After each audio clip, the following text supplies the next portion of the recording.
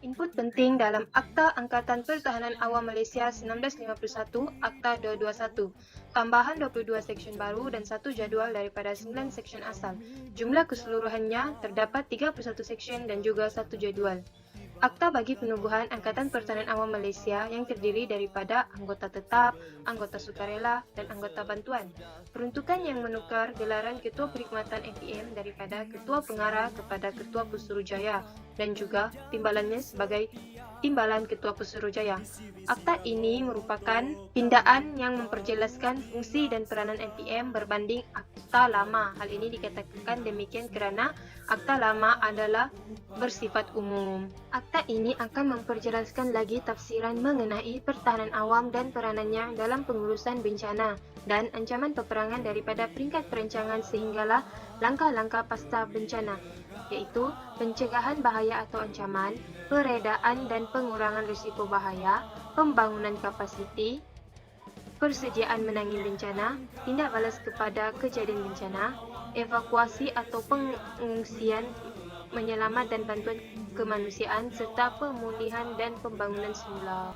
APM berperanan dalam melaksanakan kerja-kerja pengurusan bencana sebelum, semasa dan selepas bencana, melatih aspek pertahanan awam kepada agensi lain, melatih dan melengkapkan orang awam dengan aspek pertahanan awam, melaksanakan khidmat kemanusiaan, mengambil alih, membeli dan menyewa tanah, harta, sumber dan barang bagi kegunaan pertahanan awam. APM juga berfungsi sebagai penasihat menteri perkara berkaitan pertahanan awam, mengenai pasti bahaya dan risiko yang boleh mengancam nyawa. APM turut melatih orang awam bagi membantu tugas pertahanan awam, menasihat dan memaklumkan orang awam berhubung pertahanan awam. APM menyelamat dan memindahkan mangsa ke tempat yang selamat, menyediakan pos bantuan kecemasan dan perubatan. APM turut membantu pihak berkuasa awam dalam kebajikan dan kemudahan seperti menyempurnakan mayat mangsa dalam masa bencana, melaksanakan kerja pembersihan dan pemulihan infrastruktur, melaksanakan kerja pembaikan kemudahan biaya awam dan aset kerajaan. APM mengawal dan mengkoordinasi pengagihan air bersih dan bekalan penting yang lain, menyedia, mengawal dan mengoperasi peralatan khusus ambaran awam. APM mengurus pusat perlindungan awam, menyedia dan melaksanakan perkhidmatan ambulans, mengambil langkah-langkah yang sah melindungi nyawa dan harta benda semasa kebakaran, termasuklah menyediakan anggota bomba tambahan dan melaksanakan lain-lain tugas yang ditetapkan. Akta ini juga menjelaskan fungsi menteri, fungsi Ketua Pesuruhjaya, dan kuasa-kuasa anggota APM dalam pelaksanaan tugas. Selain itu, peruntukan akta yang dikekalkan meliputi yang pertama, yang di-Pertuan Agong melantik Ketua Pesuruhjaya dan pegawai-pegawai APM. Yang kedua, Ketua Pesuruhjaya membuat peraturan bagi angkatan. Yang ketiga, anggota angkatan sebagai perkhidmatan awam.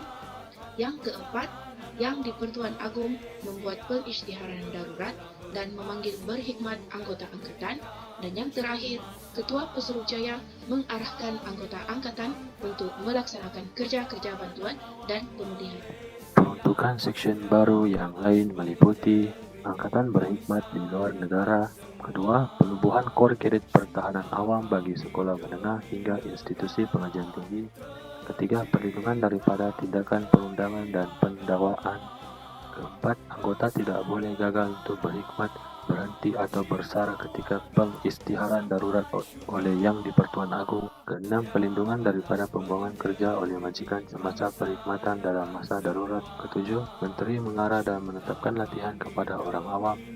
Kelapan, jadual pangkat angkatan dan kuasa menteri untuk memindah jadual. 10, tauliah kehormat dan bersekutu. Seterusnya, kesalahan penyamaran sebagai anggota angkatan. Dan terakhir adalah senarai pangkat dalam angkatan.